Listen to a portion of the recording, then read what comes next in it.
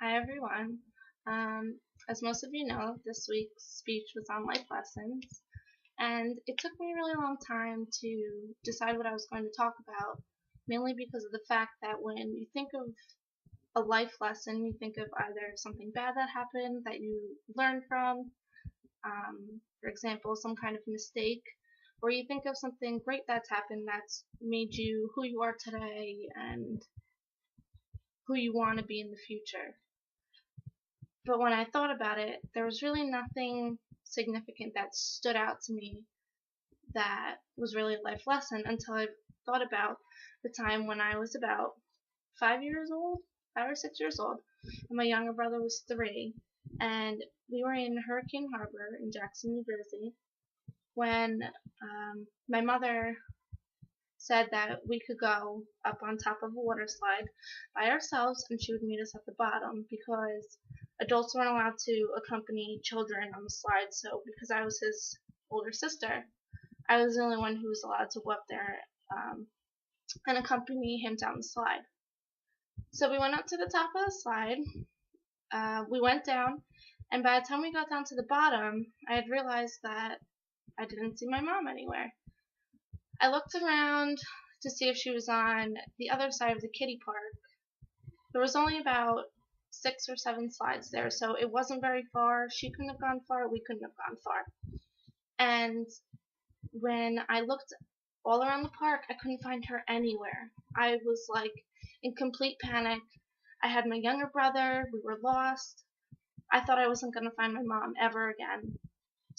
So him and I decided to walk around the entire park, which I'm sure many of you know, Hurricane Harbor is very large. And we were so small and so young, and I was terrified. All I remember is walking, holding one of the employees' hands. I had confronted someone and told them that I was lost and that I was trying to find my mom and that I wanted to meet up with her at the end of a slide and she wasn't there. So I was walking around with an employee with my younger brother in my hand, and we circled the park for a total of 2.5 hours before we actually found my mom. What happened was that we were both looking for each other, and we were practically doing circles around each other around the entire park. I went I went up a slide just to go see if she climbed to the top of the slide looking for us. I went in every single bathroom. I went to every single restaurant. I looked everywhere. I could not find her for the life of me. So once we had contacted an employee and told them that we were lost, they set out a call over the intercom looking for Donna Farano, who was my mother, and said that her 2 children were in the lost and found, and that um, we would be searching the park looking for her, and to contact Lost and Found once she got the message. She didn't get the message. We continued to look and look, and by the time it was definitely 2.5 hours, we just crossed paths. We ran into each other. By the time I saw my mom, I was a complete wreck. My younger brother, who was 3, was just sucking his thumb, didn't know what was going on. He didn't care. He was away from his mom. He was happy. And I was in just the worst panic of my life. I can't even explain what was running through my head. By the time I did find my mom, she was in just as much shock and just as much panic that she was speechless.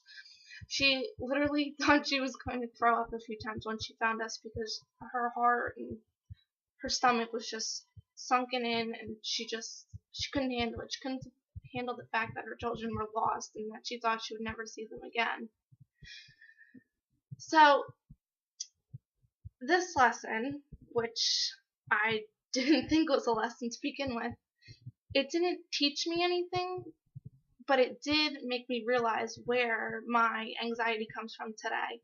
My anxiety is just to the roof beyond. And when I spoke to someone about how bad my anxiety is and my panic attacks and how severe they are, they asked me if there was something significant that happened in my life that would have caused the anxiety.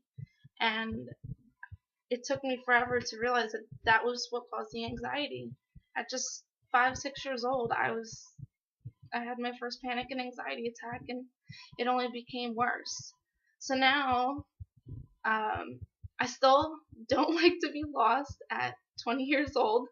I make sure I stay by my mom everywhere I go. I don't leave the house without my cell phone. I get nervous to drive any more than a half hour, 40 minutes away, somewhere that I don't know. And I make sure I have printed directions and a GPS wherever I'm going. And then that's about all that really stuck with me with my anxiety, aside from panic attacks and things like that. But that all happened. It doesn't have anything to do with the fact that I got lost. It does because it started my anxiety, but I can have a panic attack or anxiety just walking down the street because I feel like someone's following me. So I was told that that's why my anxiety is so severe, and it was a lesson. I didn't know that that's why I am the way I am today, but it molded me to be a very cautious person, and I'm aware of my surroundings constantly. And that's about it.